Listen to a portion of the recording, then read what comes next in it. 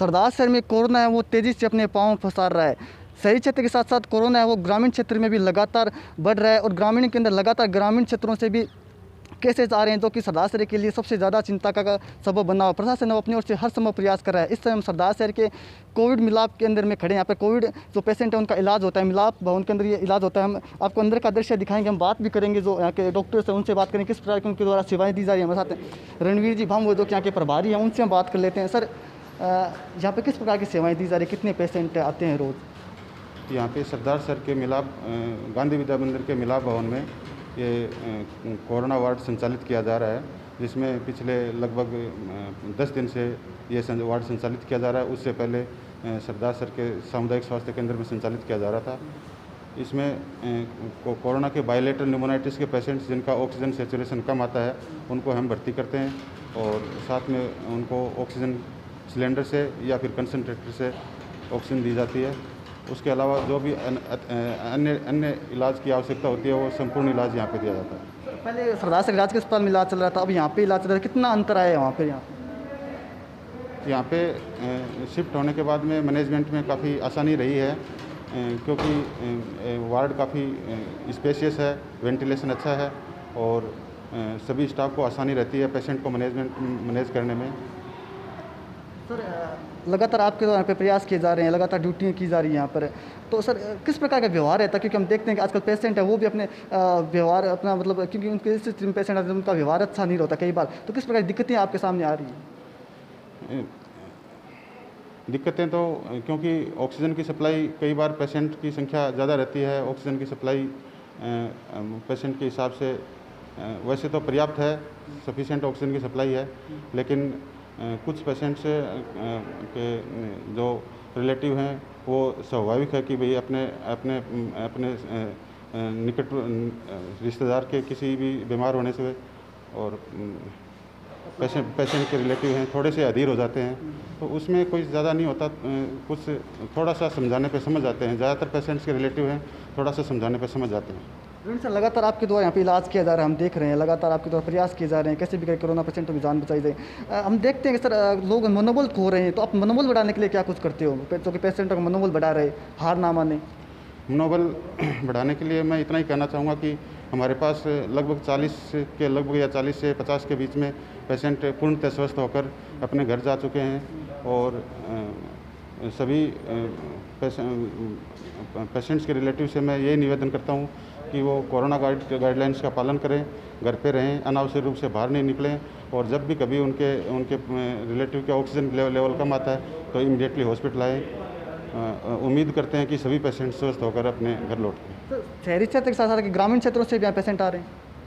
हाँ, इस बार कंपेरेटिवली पिछली वेव की बजाय ग्रामीण क्षेत्र से कोरोना के पेशेंट ज़्यादा आए हैं और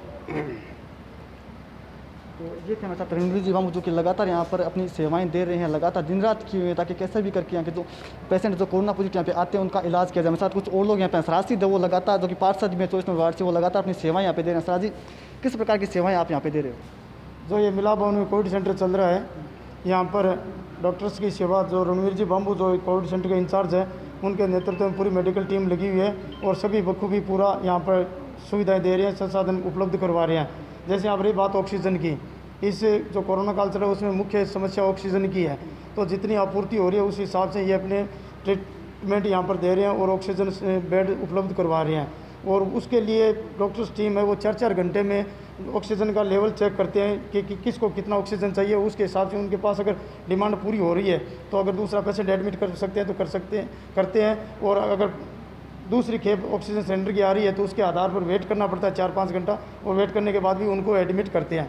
तो इस प्रकार यहाँ डॉक्टर्स वगैरह की तरफ से बहुत ही बढ़िया सुविधा दी जा रही है और बढ़िया मैनेजमेंट यहाँ पर किया जा रहा है। और रही बात दूसरी, हमारी टीम भी पूरी लगी हुई है।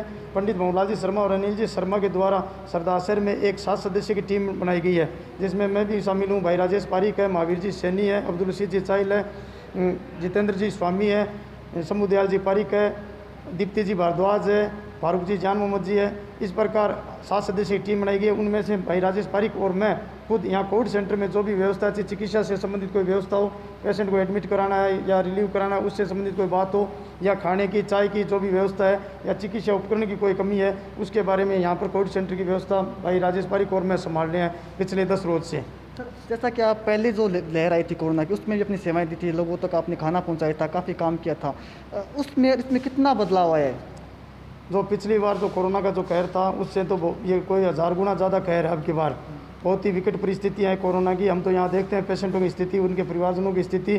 तो मेरा तो यही निवेदन है कि कोरोना गाइडलाइन का पालन करें, घरों में रहें, सुरक्षित रहें। अब 2 रोज़ से काफ़ी सुधार है, तो लग रहा है यही है कि जो ये लॉकडाउन लगा है उसकी वजह से ये सुधार है। तो मेरा सभी जो भी है उन सभी से निवेदन है कि घरों में रहें, कोरोना गाइडलाइन का पालन करें, अति आवश्यक हो तभी घरों से बाहर निकलें, और घर से बाहर निकलो तो मास्क लगाएं, समय समय पर हाथ धोते रहें। अगर कोई ये अनगल बातें करते हैं कि कुछ नहीं है, कुछ नहीं होने वाला है, तो मेरा निवेदन है कि एक बार 10 मिनट कोविड सेंटर में आके देख लें, आपको स्थिति का पता चल जाएगा कि वाकई में क्या कोरोना है। बहुत ही बुरे हालात है, पूरे देश में हालात बहुत बुरे हैं। तो मेरा यही निवेदन है कि सभी से हाथ जोड़ के कि घरों में रहें, कोरोना गाइडलाइन का पालन करें, और जो भी डॉक्टर से सलाह लें और उसका पालन करते हुए घरों में ही रहें, सुरक्षित रहें। हमारे साथ राजेश जी भी जो कि पार्षद हैं। सर, आपके द्वारा भी यहाँ पर लगातार सेवाएं दी जा रही है, क्या देख पा रहे हो आप यहाँ पर? स्थिति बहुत क्रिटिकल है। यहाँ पर स्टाफ है अपने जी जान से काम कर रहा है, अपने जो कार्य क्षमता है उससे बढ़कर। डॉक्टर रणवीर जी बाम्बू रात को 4 बजे तक काम करते हैं। इनकी टीम, इनके साथ है संदीप जी, विकास जी, डॉक्टर आरिफ और जो नर्सेज का स्टाफ है, ये मिलकर इस स्थिति को अपनी क्षमता से ज़्यादा कोशिश करके इस क्वारंटाइन सेंटर को चला रहे हैं, और भगवान इनको लंबी उम्र दे। मैं तो यही कहूँगा, और अपनी सबकी जिम्मेदारी बनती है कि जो सरकार जो गाइडलाइन दे रही है उनका पालन करें, ताकि हम सुरक्षित रहें, अपना परिवार सुरक्षित रहे।